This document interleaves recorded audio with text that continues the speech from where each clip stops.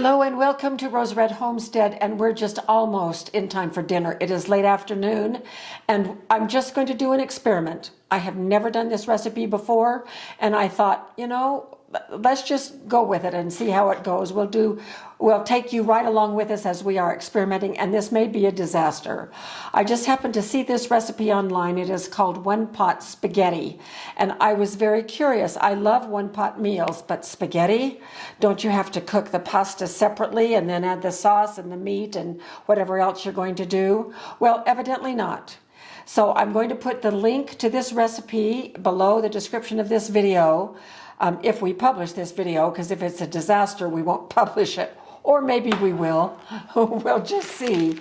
And I was very curious to see how the one pot was going to work. I am going to make a couple of changes because I'm not sure it has enough flavor in it. But again, we'll just see. It calls for a large skillet or a Dutch oven. We're going to be using our enameled Dutch oven over the butane burner right here, and it says to layer the spaghetti. It calls for 12 ounces of spaghetti. That's what this is. This is going to be more than Jim and I will eat. It will be at least 3 meals for us, maybe even more.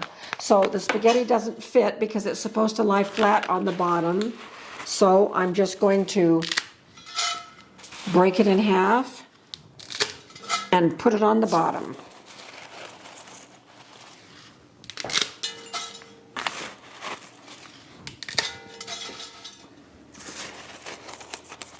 It's a lot of spaghetti.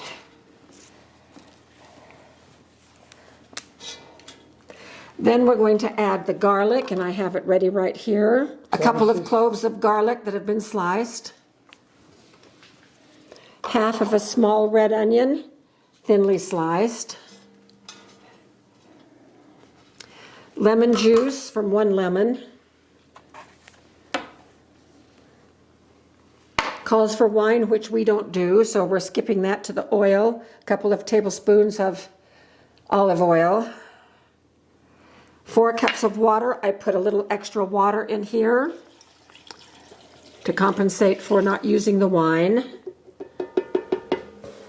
And we are going to put the lid on and turn this on. And we're going to boil this gently for 5 minutes, at which time we're going to add some more things.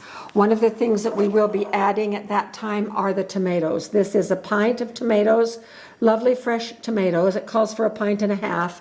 Here is our other half. These are our freeze-dried cherry tomatoes, the yellow cherry tomatoes. We had a bumper crop this was canned in 22. So about 3 years ago, we had a bumper crop of these cherry tomatoes, the yellow cherry tomatoes, and so we freeze-dried a batch. So I'm going to use half freeze-dried. I am not rehydrating them first. I'm just going to let the water rehydrate them as they cook. So we'll be back when we're ready to go to the next step. Here we go. So this has been boiling for 5 minutes. I've stirred it frequently. Now we are to add the tomatoes. So I will be doing that. Here's a little drop or 2 of oil that still was in the bowl. So dropping in the tomatoes.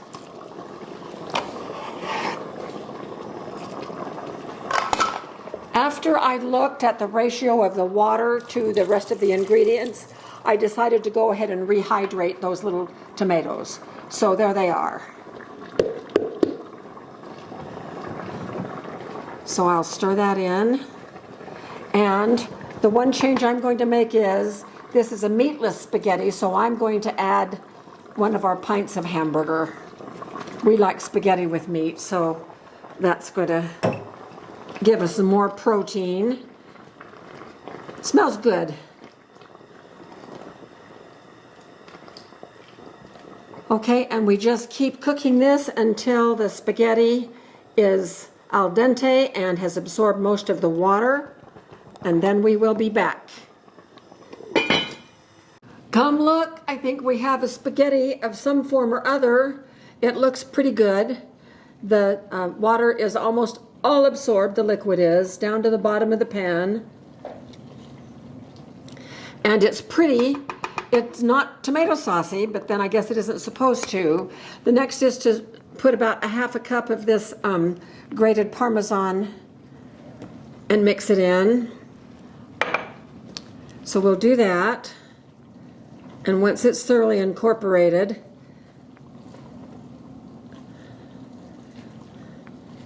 I bet this is yummy. Sure looks that way. It does. It smells good. It's very interesting. Okay, the next thing is that we add the lemon zest and the Parmesan. No, this is parsley. And stir that in until the parsley is a little wilted. It's very pretty.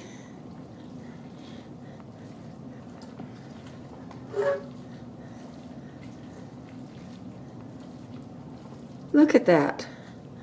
Okay. And I did add a little bit of Italian seasoning. So the two things, I did three things to adjust the recipe. I cut out the wine, added water. I added a pint of hamburger, and I added, maybe a half a teaspoon of Italian seasoning. And that's it. So next I'm going to dish up our dinner.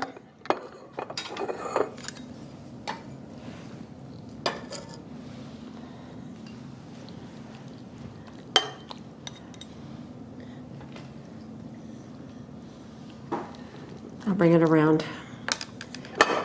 So there's one, and we're sprinkling it with a few basil leaves that I just cut from my windowsill plant.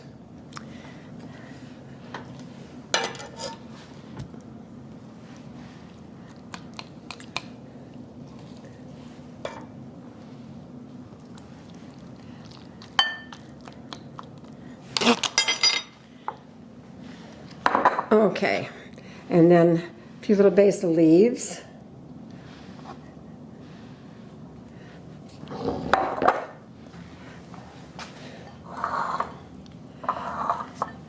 And then we'll sprinkle some extra cheese on the top.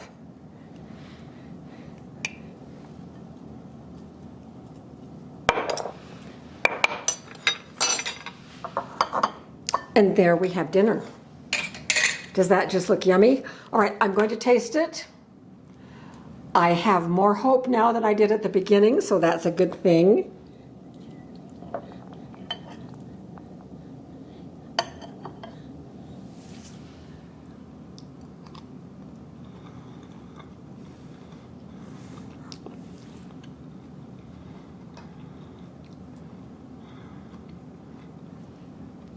My gosh, it's great. I am so surprised, pleasantly surprised. So this, the advantage of doing it one pot is, of course, we only have one pot to wash. But also in times if the grid is down and resources are very scarce, we will want to make our fuel sources last as long as possible, and the more that we can be efficient in how we cook, like in a one-pot meal. And for spaghetti to be a one-pot meal, that is fantastic. So I'm anxious for you to try this, and you'll have to let us know. So Jim, do you want to try a bite? No, let's go ahead and have it for dinner? Yeah. Okay. All right. Well, we'll do that then. And thank you so much for being with us on this experiment that turned out just great. Lucky us. So we will see you soon for more videos.